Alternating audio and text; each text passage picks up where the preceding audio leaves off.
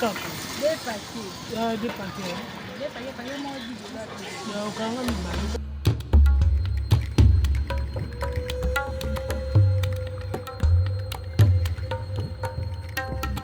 Viens, Jerry, compétence.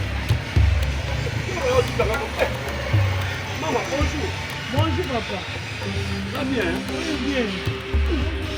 Viens, Jerry, compétence. Oh, mon ami. En tout cas... Là, j'ai dit comme une il y a Daniela Malala, influencée. Il y a un succès de TikTok. Petite sœur propre à Marianne. Na sepelano makasi vraiment na mona ko pe na ba émission ndenge osalaka. En tout cas félicitations mais ino mongo nazo sepela nango te mo théâtre vraiment ezonga ndenge groupe salongo ndenge ba jouaka mais lelo tozomona théâtre komi kaka mafinga tomoni okokota boye na réseaux sociaux bino na télévision bana bazotala omona théâtre eza sous théâtre te komi théâtre baventure omona théâtre bato bazojouer bazobina bazozwa nsima bozolakisa bato boye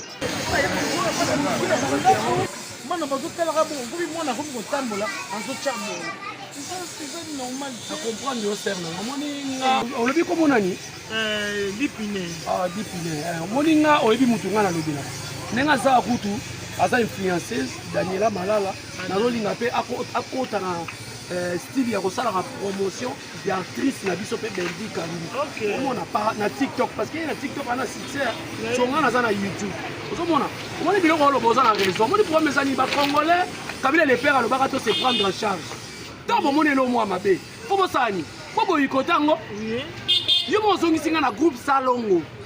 Mais est-ce que théâtre ya Maman Belle-Vie on va na yo na pa bokilo na ma bokilo au monde insanité te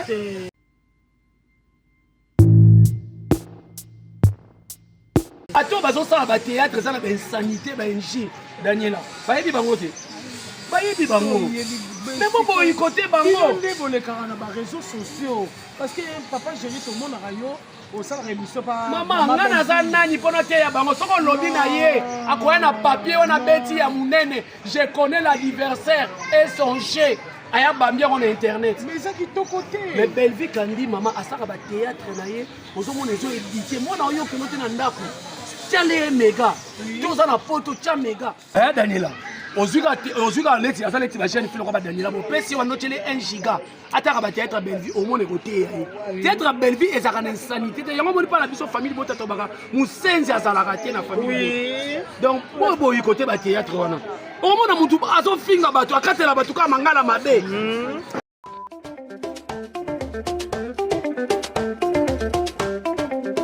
baby sa culture na biso toloba te au moins fan azotuna mutu likambo boye au moins ka bokatela lingala ka bakatela bino mangala na nzela oui na nzela bakatela somona biloko yango moni bato musu bakatela bino mangala na nzela seke baza ba artiste comédien artiste nyonso fo ndima ba critique na yo c'est non bon merci beaucoup merci vraiment ndenge tosi oyo reprendre merci mais Daniela vraiment na mona repé na TikTok vraiment en tout cas surtout ye ba mabeba ça mais ye na TikTok asala ka mais otala mama kasi na TikTok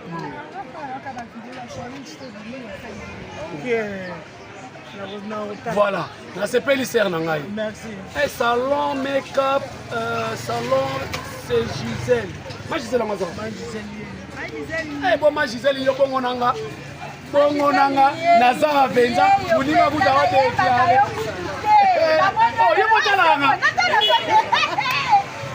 c'est dans la famille libota la famille libota bon on va ndema kabna mutie pour muninga c'est abinisi mutema na banda osala makambo tolokana moni ona sepeli bona kota famille libota famille libota on vous a rebelle pe to za partout bye